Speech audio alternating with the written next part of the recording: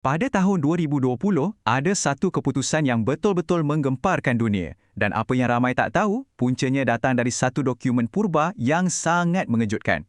Jom kita lihat macam mana satu strategi berusia 500 tahun boleh mengubah nasib salah satu bangunan paling ikonik di dunia. Okey, jom kita mulakan. Bayangkan, Julai 2020, tiba-tiba satu dunia gempar, Hagia Sophia selepas 86 tahun menjadi muzium akan dijadikan masjid semula. Keputusan ini memang terus jadi tajuk utama berita di serata dunia. Dan reaksinya memang cepat dan cukup hebat. Para pemimpin dunia, UNESCO, semua menyuarakan kebimbangan. Malah Pope Francis sendiri di Vatikan pun berkata yang dia berasa sangat sedih. Ini menunjukkan betapa besarnya isu ni di mata dunia. Okey, untuk kita faham kenapa semua orang terkejut sangat, kita kena ingat selama 86 tahun, 86 tahun, bangunan ni statusnya muzium, sekular. Maksudnya tak ada azan, tak ada solat, sunyi sepi. Ia dah jadi satu simbol yang satu dunia kenal. Jadi, bila tiba-tiba ada perubahan drastik macam ni, memang meletuslah perdebatan. Jadi, persoalan paling besar sekarang, di tengah-tengah bantahan global ni semua, apa sebenarnya alasan undang-undang Turki? Macam mana mereka boleh buat langkah yang berani macam ni? Apa justifikasi mereka depan satu dunia? Dan jawapan Turki ni memang bukan macam yang orang lain sangka. Kuncinya bukan kuasa, bukan politik moden, tapi sesuatu dari zaman dulu kala. Sesuatu yang nampak remeh. Sekeping kertas. Mesti ramai yang fikir, ini mesti mainan politik. Tapi tak, hujah undang-undang yang mereka guna tu langsung tak ada kena-mengena dengan tekanan politik semasa. Dan ia juga bukan guna kekerasan. Tak ada tentera, tak ada kereta kebal. Sebaliknya, perang ni berlaku sepenuhnya dalam mahkamah. Percaya atau tak, keseluruhan kes ni bergantung pada satu dokumen.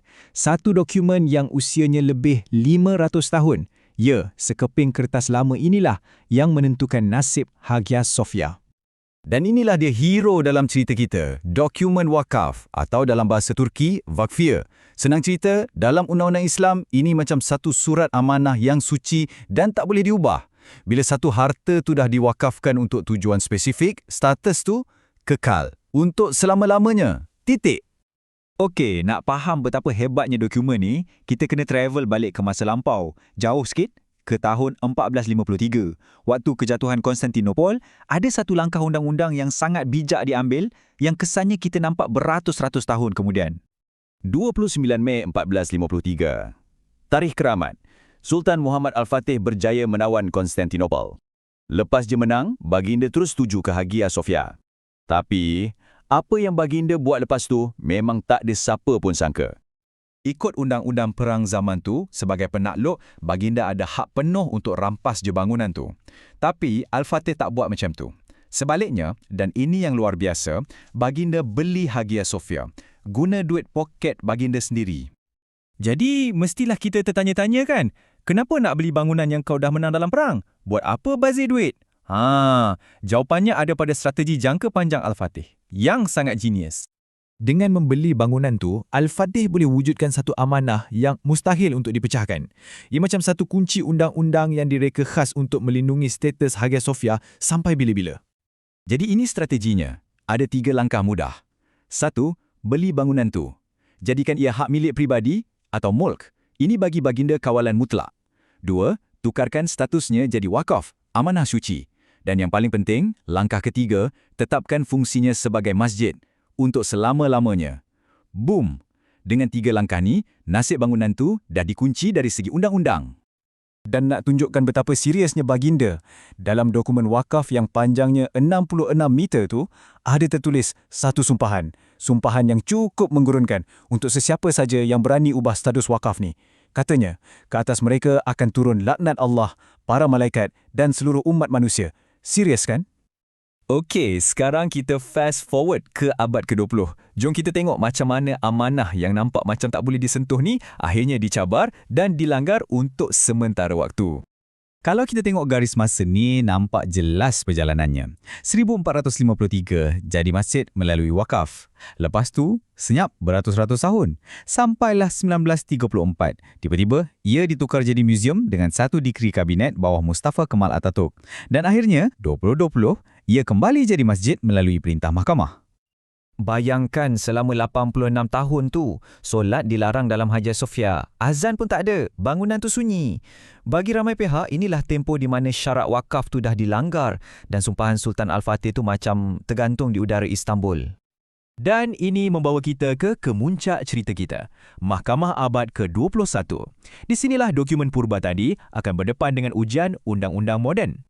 Sebenarnya, hujah undang-undang dekat mahkamah tu sangat-sangat ringkas dan padu. Pihak plaintiff, sebuah NGO, mereka tak cakap banyak. Mereka cuma tunjuk geran tanah rasmi, orang Turki panggil tapu. Dalam geran tu jelas tertulis, pemilik, Yayasan Wakaf Al-Fatih, jenis hartanah, masjid. Jadi, bila mahkamah tengok bukti hitam putih ni, senang je kerja mereka. Keputusannya, wasiat si pewakaf dalam dokumen wakaf tu adalah undang-undang paling tinggi untuk hartanah ni. Ia mengatasi apa-apa dikri Kabinet tahun 1934 tu. Kes ditutup. Dan inilah bahagian yang paling ironik sekali. Negara-negara barat yang selalu memperjuangkan prinsip hak milik peribadi tiba-tiba berdepan dengan satu keputusan yang berasaskan prinsip yang sama. Hujah Turki mudah je. Kami cuma hormat geran tanah yang sah. Ini letakkan para pengkritik dalam situasi yang agak janggal. Macam mana nak bantah sesuatu yang berasaskan prinsip yang kamu sendiri junjung? Jadi, apa yang kita boleh belajar di semua ni? Pertama, kuasa dokumen undang-undang tu memang luar biasa. Kedua, betapa pentingnya berfikir jauh ke depan. Kisah ni tunjukkan macam mana undang-undang boleh jadi alat untuk melindungi legasi merentasi zaman.